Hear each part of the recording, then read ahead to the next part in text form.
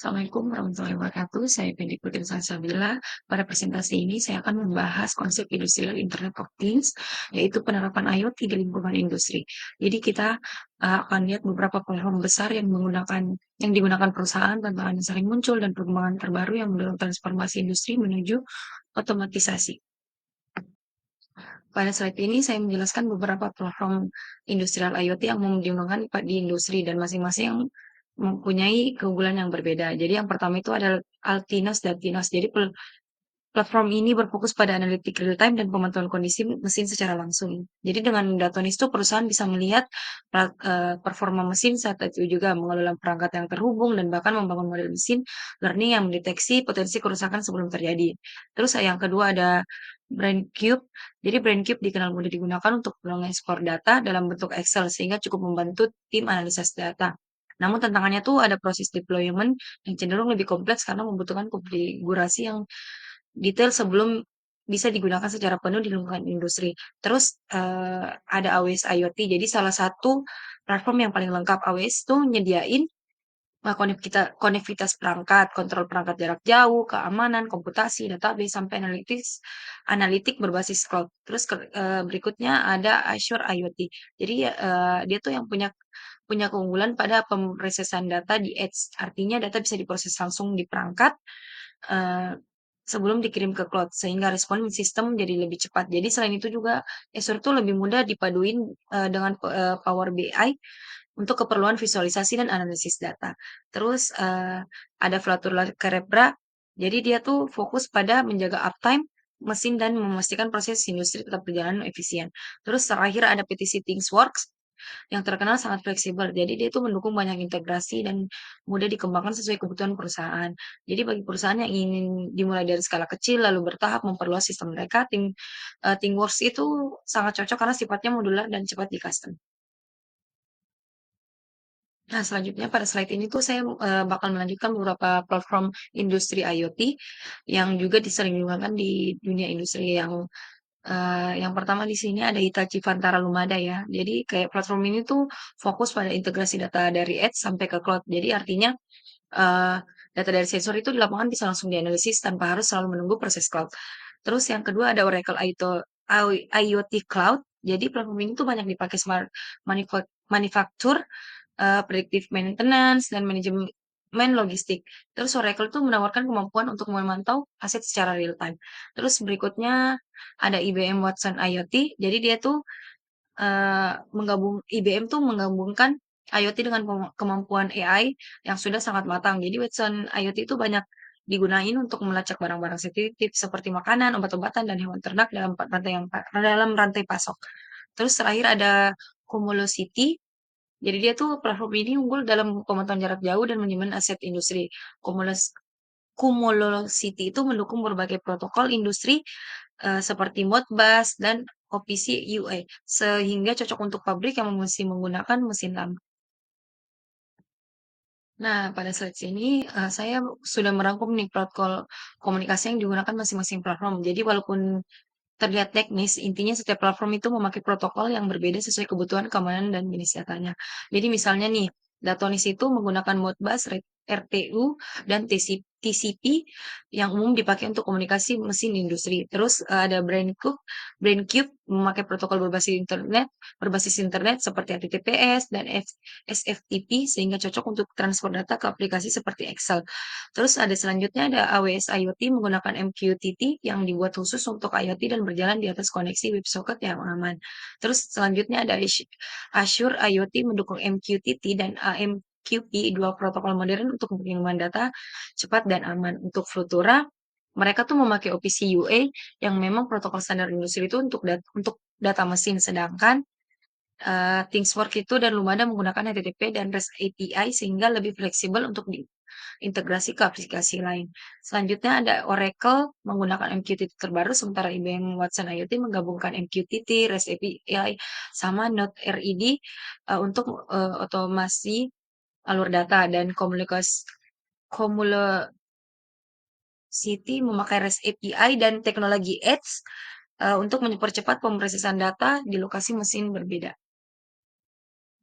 Nah, di sini ada tantangan interoperabilitas dalam industri IoT. Jadi masalah utama industri IoT itu bukan hanya jumlah perangkat yang banyak, tetapi juga bagaimana perangkat-perangkat tersebut tuh bisa saling terhubung. Jadi setiap vendor tuh biasanya punya platform protokol dan API mereka sendiri. Jadi karena itu ketika industri ingin menghubungkan banyak mesin dari merek yang berbeda, jadi sering muncul masalah kompatibilitasnya. Jadi selain itu jumlah perangkat IoT terus bertambah setiap tahun. Hal ini tuh membuat semakin sulit untuk menciptakan satu platform tunggal yang bisa menampung semuanya.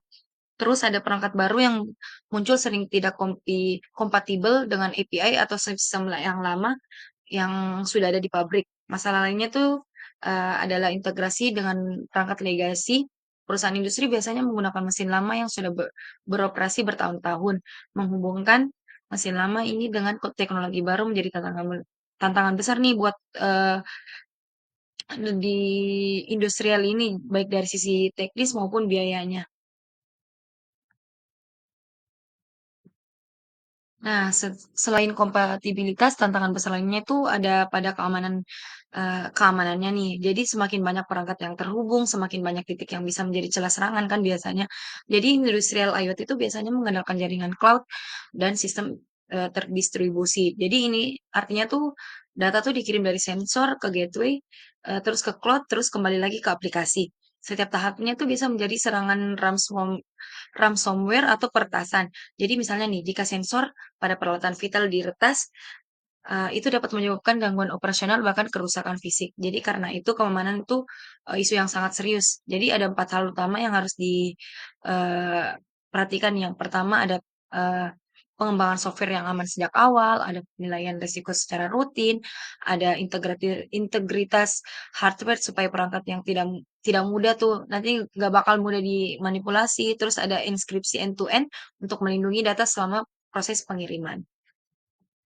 Nah, untuk menghadapi tantangan industrial IoT itu perusahaan tuh nggak bisa bekerja sendiri. Jadi mereka tuh perlu melibatkan tenaga ahli baik dari internal maupun eksternal. Jadi tim IT security itu diperlukan untuk mengamankan jaringan data science untuk menganalisis data sensor dan operator industri eh, untuk memastikan sistem bekerja sesuai kebutuhan lapangan. Selain itu, perusahaan harus menerapkan kontrol keamanan yang ketat, misalnya nih seperti standar operasi, segmentasi jaringan, serta monitoring keamanan secara real time. Jadi data juga penting data dari IoT harus bisa masuk ke sistem yang sudah ada seperti ERP, database perusahaan, atau platform penyimpanan cloud. Terus tanpa integrasi ini data tuh bakal menumpuk tanpa bisa memberikan insight. Terus perusahaan itu juga harus memastikan perangkat lama tuh tetap bisa bekerja dengan teknologi baru baru. Kalau enggak biasanya mereka tuh harus mengganti mesin yang lama dan biayanya pasti kan bakal, membengkak. Nah, dalam beberapa tahun terakhir kan ada perkembangan menarik, di industri salah satunya tuh adalah open core engineering yang diperkenalkan oleh bos Craig pada tahun 2020. Nah, teknologi ini memungkinkan PLC yang merupakan otak dari mesin industri untuk terhubung dengan berbagai platform modern seperti cloud, Android Studio, dan teknologi open source lainnya. Jadi dengan sistem ini data sensor tuh bisa divisualisasikan secara real time melalui perangkat mobile. Operator bisa memantau kondisi mesin dari jarak jauh dan melakukan kontrol sederhana seperti start atau stop mesin melalui internet. Jadi perkembangan seperti ini tuh membuka peluang besar bagi industri untuk menjadi lebih fleksibel dan responsif. Nah, jadi jika kita merangkum semua nih, IoT pada dasarnya adalah, dia tuh evolusi dari IoT yang diterapkan khusus untuk industri. Terus teknologi itu diterapin, di banyak sektor seperti manufaktur, logistik, energi, kesehatan, dan supply chain. Jadi agar sistem berjalan lancar, industri IoT itu